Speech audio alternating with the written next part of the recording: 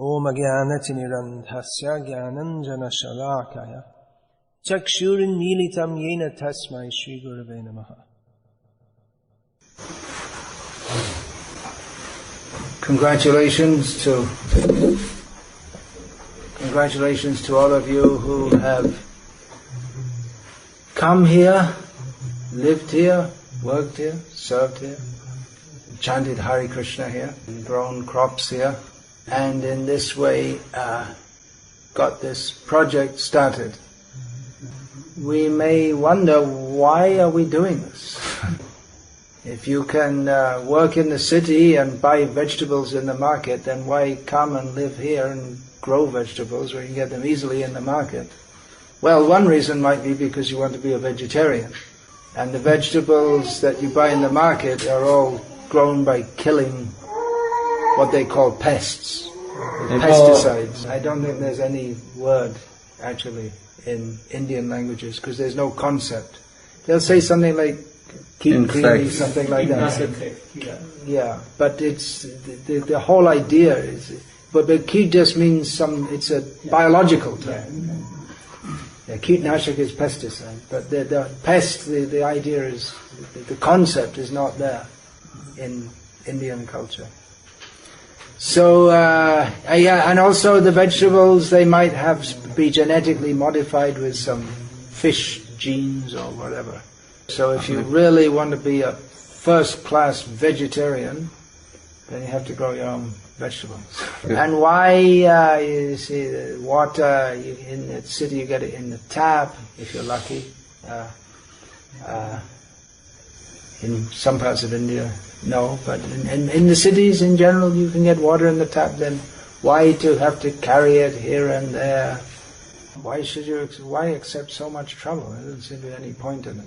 Well, there are many reasons why Srila Prabhupada wanted to start this project, which could be summarized as simple living and high thinking, or depending on the land, the cows and Krishna, to live in the association of devotees instead of living among non-devotees. So all these reasons are very important. And from our perspective, we have, as followers of Srila Prabhupada, we have one more reason which is most important, which is to please Srila Prabhupada. He wanted this. He wanted devotees to live simply, produce their own food, protect the cows, and chant Hare Krishna.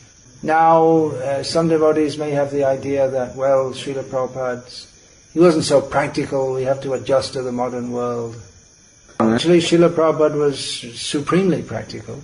If he wasn't, then how could he have, starting with nothing, made a movement all over the world in a short space of time? So many temples and books produced and distributed. He could engage the hippies who were completely useless for anything and engage them in spreading Krishna consciousness all over the world. In fact, in the mid-1970s, there were many court cases against the devotees in America. And some of the devotees, without any legal training, they became so expert in legal matters that even the lawyers would respect the devotees' opinion. So definitely Srila Prabhupada is very practical. Yeah. It might not seem very practical to deliberately accept various difficulties. It might not seem very practical to deliberately accept various difficulties. But Srila Prabhupada pointed out that anyway this material world is full of difficulties. Either you accept the difficulties of city life or you accept the difficulties of rural life. You may say, well, in the rural area there's danger of snakes. And that's true. And in the city there's danger of road accidents. But the main thing is that devotees can come together, live together, and be Krishna conscious together. And that is the purpose of life, to be Krishna conscious. So this is a practical arrangement whereby devotees can come together, and live together, and chant Hare Krishna. So congratulations on doing that. This area was just another part of India.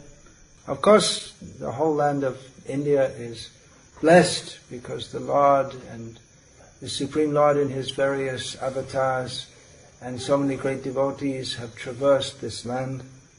But this is not a particularly holy area. It's not an unholy area, but it's not famous like Vrindavan or Srirangam or Tirupati or somewhere like that. But now this area is blessed because you have chanted and danced here so many days. Even if you chanted Hare Krishna even once, the whole area would be blessed. That you're doing so every day makes the whole place very special. And that you're serving the desire of the great Mahabhagavat Srila Prabhupada, that in itself will attract the blessings of Krishna. So we're relying on the blessings of Srila Prabhupada. Whatever various people may say, there is no doubt that for any sane person that Srila Prabhupada is a Maha Bhagavata, great empowered devotee of the Supreme Personality of Godhead. We say Ashtotarashata Shri is 108 opulences. That's just a few. So we may have our own various mental speculations about what to do and how to do it. But we are very small, insignificant, foolish living beings. When we bring a bunch of fools together, if one of them is a little more intelligent, he looks like a genius. But we're all very foolish. The proof of that is that we're in this material world. Srila Prabhupada, of course, also came to this material world, but not like one of us. Srila Prabhupada gave the example, just like if the king happens to visit the prison and the prisoners think he's just another prisoner. The king can release all the prisoners just as his word, but the prisoners don't understand him and they think, why is he being given so much facility? I'm a very senior prisoner. I've been in here for 30 years and this guy just came. Why are they giving him so much respect?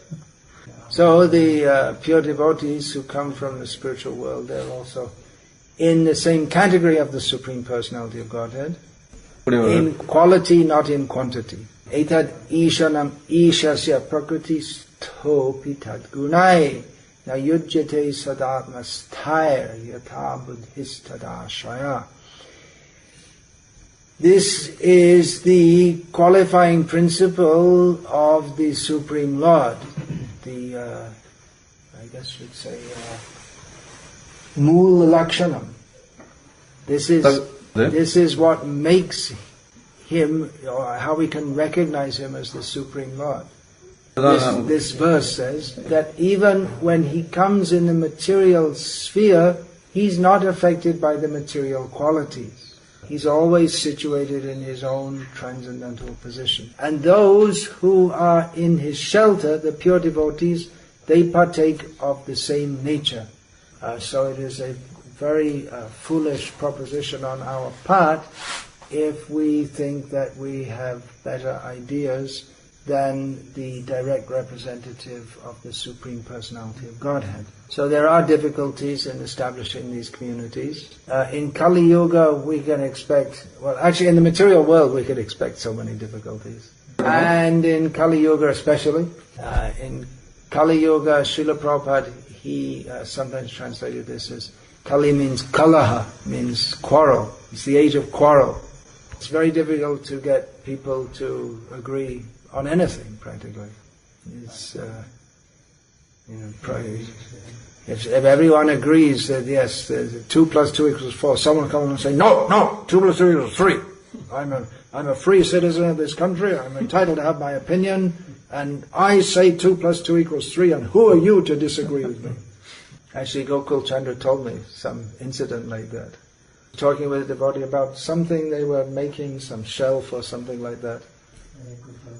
And Gokul Chandra said, he mentioned, it's 40 centimeters wide or something like this. The devotee speaking to him said, no, it's no more than 25 centimeters.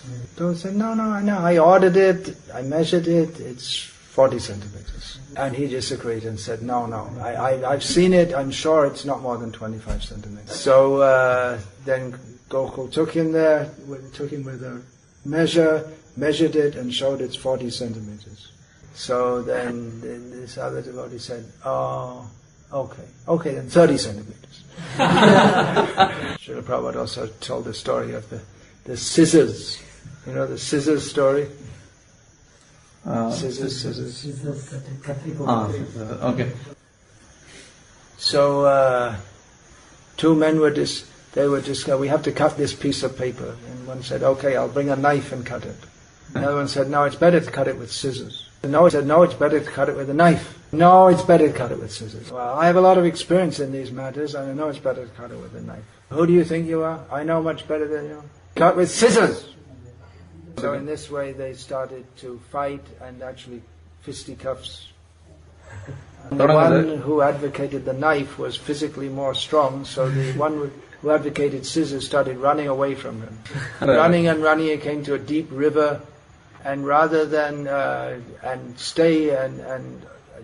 rather than admit how I have to be defeated, he jumped in the river, and as he was drowning, he put his hand up and made with his two fingers to show scissors. He wouldn't admit, he wouldn't allow his opinion to be changed. He'd rather die.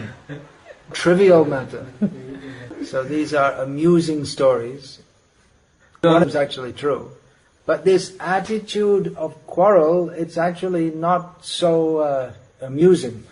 Unnecessarily causes so many problems all over the world. And not just small problems. Talking about people killing each other and countries fighting wars with each other. Very serious matters. No one trusts anyone else and everyone thinks they know best. So as I've said before several times, the greatest challenge in establishing these communities is not growing the food and building the houses, but it's really bringing devotees together, working Ekeha Kurunandana, working in one spirit, a spirit of unity to serve the mission of Srila Prabhupada. We all have our immediate needs, and those who are householders, they have to see to the needs of their families also. And these communities are especially meant for householders. But we should know that apart from our immediate situation, our ultimate need, as Chaitanya Mahaprabhu told us, is prema prayojana. The ultimate need is to attain pure love of Krishna. So to attain that, we're going to have to take some difficulty. Nayang deho deha bhajang viloke kashtan kaman arhate vidbhujange tapodivyam putraka yena sattvam shudyat yasmad brahma sokyam tvanantam. Rishabdev says that we should not live in this world as do stool-eating animals, like pigs, living simply for sense gratification. But having attained the human life, we should engage in divine austerity. Everyone is accepting difficulty. We cannot avoid it in the material world, especially in the modern age. But we should accept those kinds of difficulties that will help us to become purified, knowing that that will lead to eternal blissful life. So these communities are meant for fulfilling the desire of Srila Prabhupada, who wanted to establish these so that people of the world could be benefited in the highest possible sense. There is undoubtedly some difficulty involved in participating in these communities, especially in the inceptual stage. Beginning stage. But we can know that by doing so we will, we should do so with the faith that surely Srila Prabhupada will be very pleased with us, and if Srila Prabhupada is pleased with us, then there's nothing else we have to aspire for in our life. Are there any questions about this, please? Yeah. My experience regarding Nandagram and here over the last few years is the Grasta devotees feel that when they were in the cities, they used to come together in the temple only a few days or few hours, and they will do some small seva. Yeah. But after coming in these communities, they are associating much profusely with each other, and this results in more friction. Sometimes they are saying that they are always thinking about others, and sometimes, many times, not in a good way. And sometimes they feel that we were better before than now. We were not having this hatred and these offenses against others. Well, last time I was here, you may remember, when we had a little class like this, I believe it was Madhav Gopal said that something like, well, there are many difficulties living here, something like that, compared to city life. Yeah. And I said that, well, when you're living in the city, you didn't have a regular morning program, you just come to the temple for a few hours each week, and you really didn't have that much direct spiritual life. Here you have every day, starting from early morning, hearing and chanting and association with devotees. An evening program also, and only living in the association of devotees. So in some ways life in the cities may be more, it may seem more easy, but here the spiritual benefit is, you get just so much more spiritual, direct spiritual life. So here's another perspective on that. That when we just came to the temple for a few hours, then we'd be very happy to see all the devotees, but now we're living with them, we're developing some tension among each other. Well, that's something to work on, to overcome. We're being confronted with our anarthas. Take to Krishna consciousness with great intensity, then our anarthas start to become revealed more. Tension between individuals is often caused by when egos clash against each other. So that is a great challenge to live in a community. Otherwise, in modern life, everyone is just, they have their own little family, and then they're just aloof from everyone else. They just think in terms of me and my family. And then when they come to the temple for a few hours each week, they think this is a big uplift for them. So coming into such a community, we're actually asking you to come to a much higher level of consciousness. That is the challenge for you.